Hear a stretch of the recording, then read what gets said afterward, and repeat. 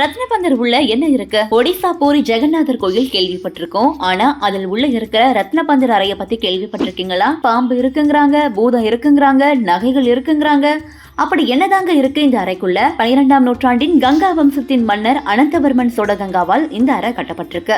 இது வெள்ளை பக்கோடா அப்படின்னு அழைக்கப்படுது. 12ஆம் நூற்றாண்டுல வாழ்ந்த பக்தர்களும் மன்னர்களும் நன்கொடையா வழங்கின விலை உயர்ந்த ஆபரணங்கள் இங்க இருக்கு.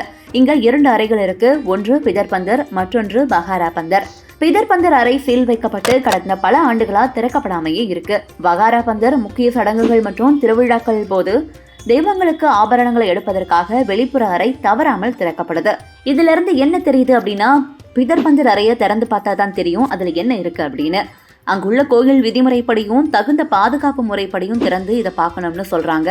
எது எப்படியோப்பா, பாம்பு பிடிக்கிறவங்களையும் மருத்துவர்களையும் பக்கத்திலேயே வச்சுக்கோங்க.